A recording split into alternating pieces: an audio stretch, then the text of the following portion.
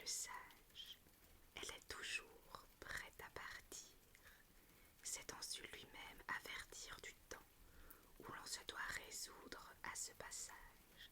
Ce temps, hélas, embrasse tous les temps, que l'on partage en jours, en heures, en moments.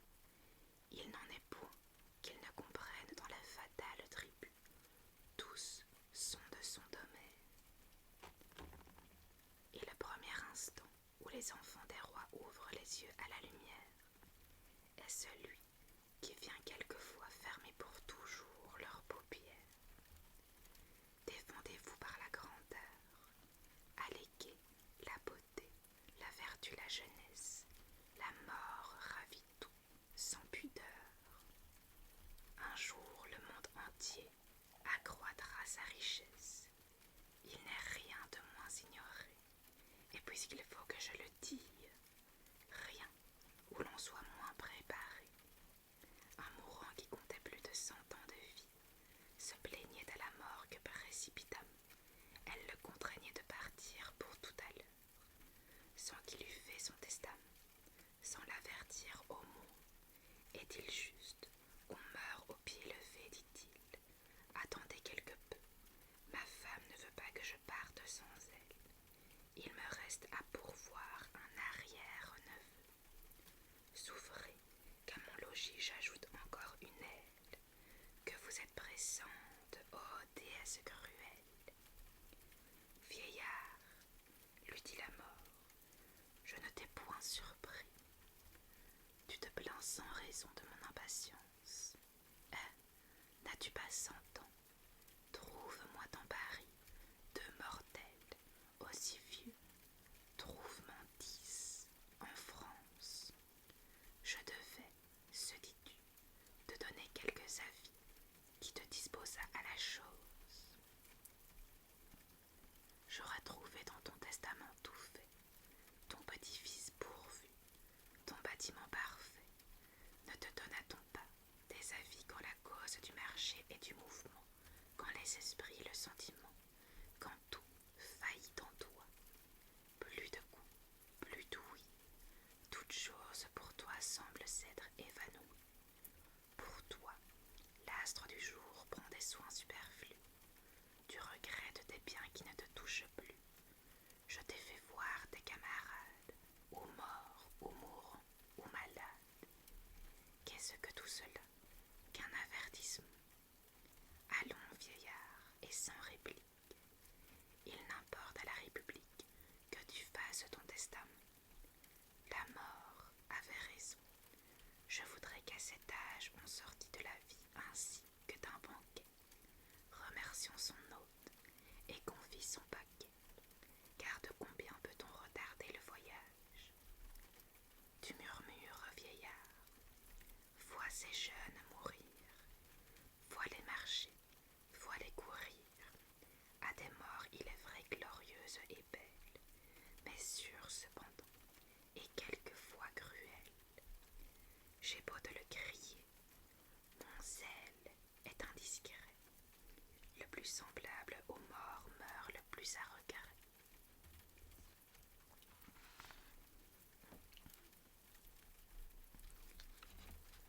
Le savetier et le financier. Un savetier chantait du matin jusqu'au soir. C'était merveille de le voir, merveille de l'ouïr. Il faisait des passages plus contents qu'aucun de ces deux sages. Son voisin, au contraire, était tout cousu d'or, chantait peu, dormait moins encore. C'était un homme de finance. Si sur le point du jour parfait il sommeillait, le savetier alors en chantant l'éveillait.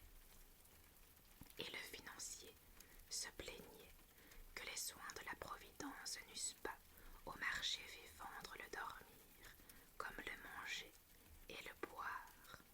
En son hôtel, il fait venir le chanteur et lui dit: Or ça, sire Grégoire, que gagnez-vous par an?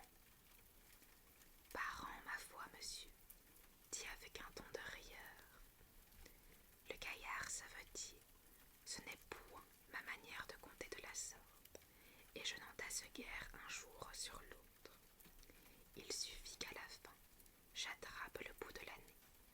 chaque jour amène son pain.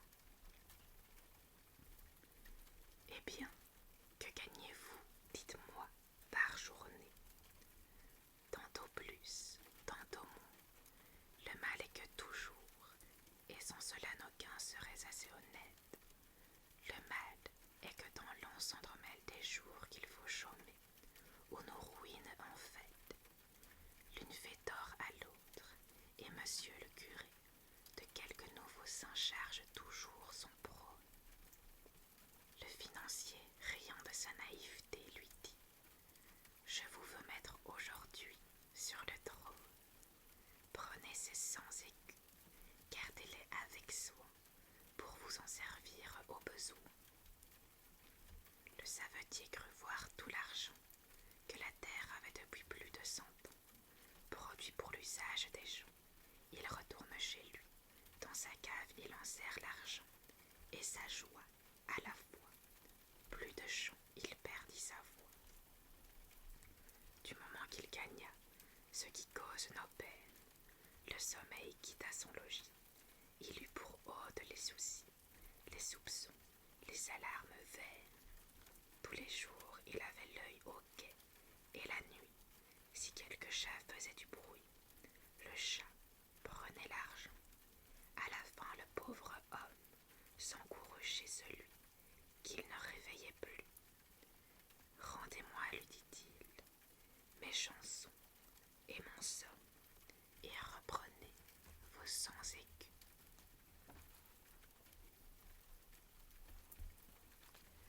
Le lion, le loup et le renard.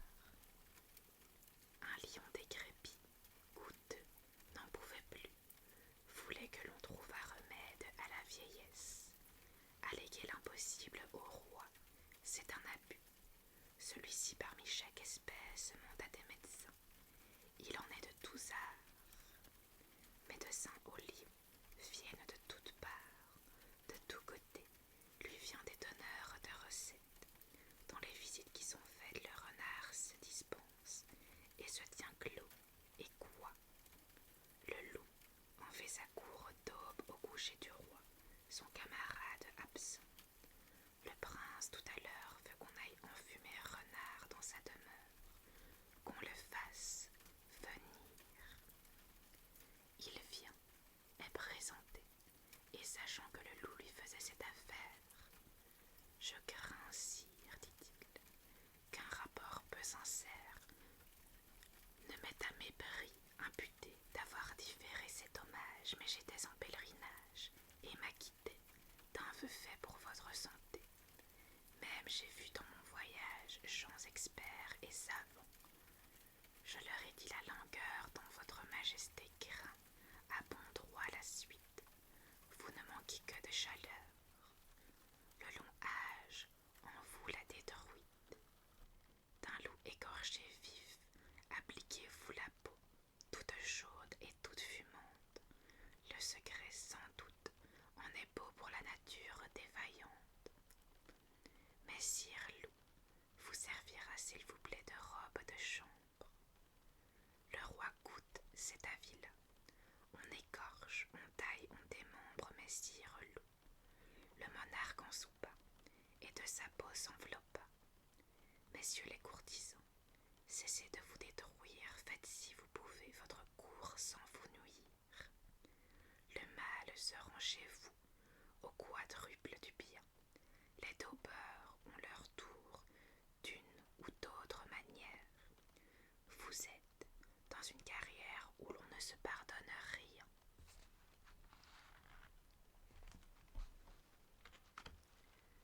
Le pouvoir des fables.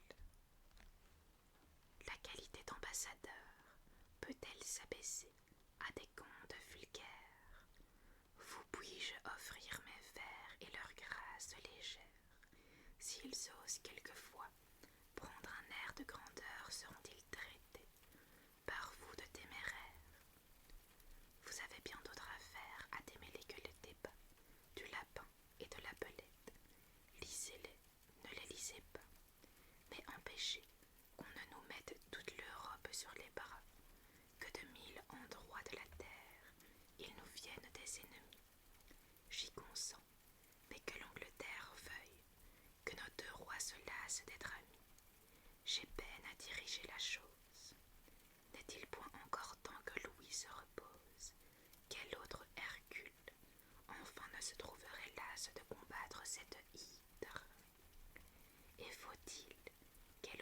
une nouvelle tête aux efforts de son bras, si votre esprit plein de souplesse, par élégance et par adresse, peut adoucir les cœurs et détourner ce goût, je vous sacrifierai 100 moutons.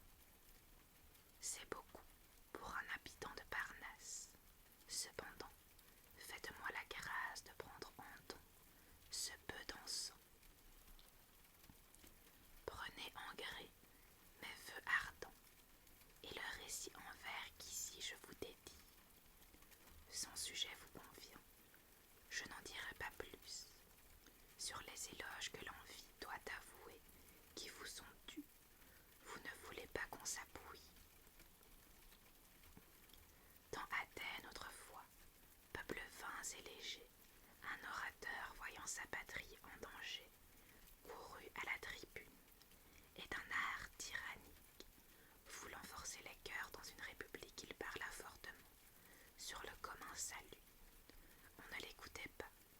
L'orateur recourut à ces figures violentes, qui savent exciter les âmes les plus lentes. Il fit parler les morts, donna, dit ce qu'il but. Le vent emporta tout, personne ne s'émut.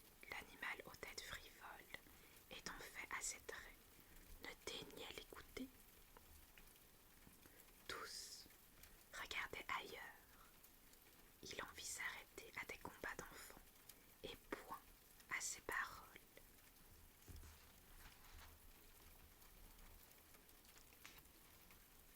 Que fit le harangueur? Il prit un autre tour. Cérès, commença-t-il, faisait voyage un jour avec l'anguille et l'hirondelle. Un fleuve les arrête, et l'anguille, en nageant comme l'hirondelle en volant, le traversa bientôt. L'assemblée à l'instant cria d'une voix, et Cérès, que fit-elle? Ce qu'elle fit, un prompt courroux l'anima d'abord contre vous. Quoi de contes d'enfants son peuple s'embarrasse, et du péril qui le menace lui seul entre les Grecs, il néglige les faits. Que ne demandez-vous ce que Philippe fait? À ce reproche l'assemblée par l'apologue réveillée se donne entière à l'orateur. Un trait de fable en eut l'honneur. Nous sommes tous d'Athènes en ce point, et moi-même, au moment que je fais cette moralité, si Potane m'était compté, je prendrais un plaisir extrême. Le monde est vieux, dit-on, je le crois. Cependant, il le faut amuser encore comme un enfant. L'homme et la puce.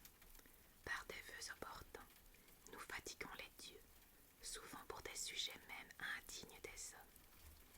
Il semble que le ciel sur tous, tant que nous sommes, soit obligé d'avoir incessamment les yeux, et que le plus petit de la race mortelle, à chaque pas qu'il fait, à chaque bagatelle, doivent intriguer l'Olympe et tous ses citoyens, comme si il s'agissait des Grecs et des Troyens. Un sot par une puce eut l'épaule mordue, dont les plis de ses draps, elle alla se loger. Hercule, se dit-il, tu devais bien purger la terre de cet hydre au printemps revenu. Que fais-tu, Jupiter, que du haut de la nue tu n'en perdes la race, afin de me venger?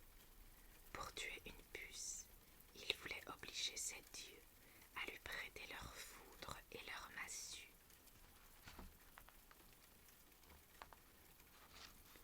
Les femmes et le secret. Rien ne pèse tant qu'un secret.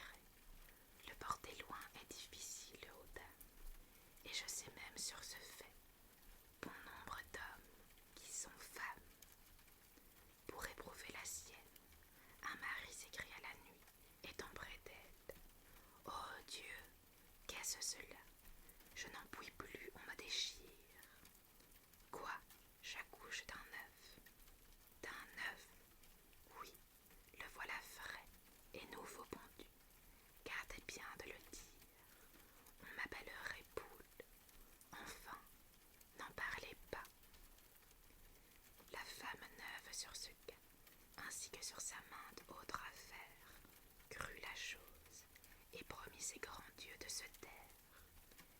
Mais ce sermon s'évanouit avec les ombres de la nuit. L'épouse, indiscrète et peu fine, sort du lit quand le jour fut à peine levé et de courir chez sa voisine. Ma commère, dit-elle, un cas est arrivé. N'en dites rien surtout, car vous me feriez battre. Mon mari vient de pondre un œuf gros comme 4. Au nom de Dieu, gardez-vous bien d'aller publier ce mystère. Vous moquez-vous, dit l'autre. Ah, vous ne savez guère quelle je suis. Allez, ne craignez rien. La femme du pondeur s'en retourne chez elle. L'autre grille déjà de conter la nouvelle. Elle va la répandre en plus de 10 endroits. Au lieu d'un œuf, elle en dit 3. Ce n'est pas encore tout, car une autre commère en dit 4 et raconte à l'oreille le fait. Précaution peu nécessaire, car ce n'était plus un secret. Comme le nombre d'œufs, grâce à la renommée de bouche en bouche allait croissant, avant la fin de la journée, il se montait à plus d'100.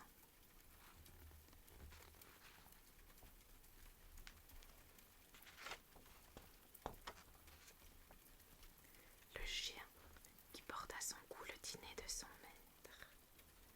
Nous n'avons pas les yeux à l'épreuve des belles, ni les mains à celle de l'or. Peu de gens gardent un trésor avec des soins assez fidèles. Certains chiens qui portaient la pitance au logis s'étaient fait un collier du dîner de son maître. Il était tempérant plus qu'il n'eût voulu l'être quand il voyait un mets exquis. Mais enfin, il l'était, et tous tant que nous sommes, nous nous laissons tenter à l'approche des biens. Chose étrange, on apprend la tempérance aux chiens, et l'on ne peut l'apprendre aux hommes. Ce chien-ci donc étant de la sorte à tourner, un matin passe et veut lui prendre le dîner. Il n'en eut pas toute la joie qu'il espérait d'abord. Le chien mit bas la proie, pour la défendre mieux, n'en était plus chargé. Grand combat, d'autres chiens arrivent. Ils étaient de ceux-là qui vivent sur le public et craignent peu les coups. Notre chien, se voyant trop faible contre eux tous, et que la chair courait un danger manifeste, voulut avoir sa part, et lui, sage, il leur dit: point de courroux, messieurs, mon lopin me suffit, faites votre profit du reste. À ces mots, le premier il vous happe un morceau, et chacun de tirer, le matin, la canaille, et qui mieux, ils firent tout ce ripaille. Chacun d'eux eut part au gâteau. Je crois voir en ceci l'image d'une ville, où l'on met les derniers à la merci des gens, et je vins prévôt des marchands. Tout fait sa main, le plus habile de nos autres l'exemple, et c'est un passe-temps de leur voir nettoyer un monceau de pistoles. Si quelque scrupuleux, par des raisons frivoles, veut défendre l'argent et dit le moindre mot, on lui fait voir qu'il est un sot. Il n'a pas de peine à se rendre, c'est bientôt le premier à prendre.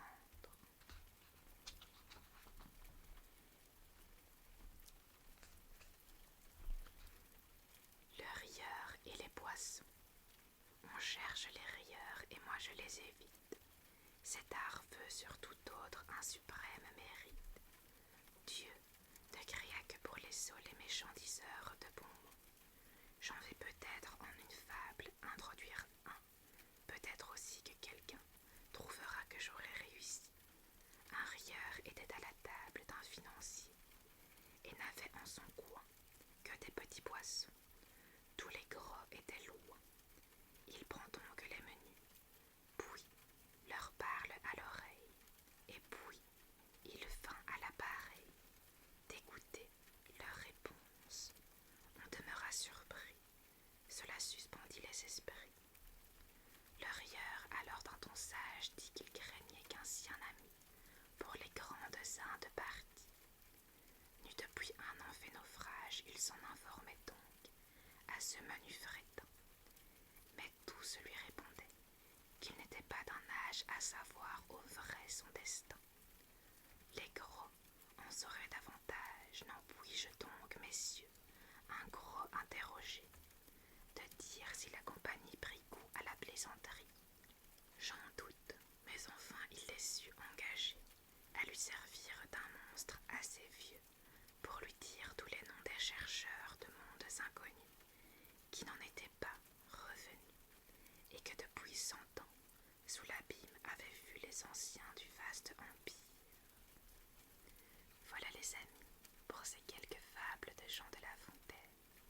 J'espère qu'elles vous auront plu et qu'elles vous auront permis de vous relaxer. Et sur ce, je vous souhaite de passer une très très bonne nuit. Et nous, on se retrouve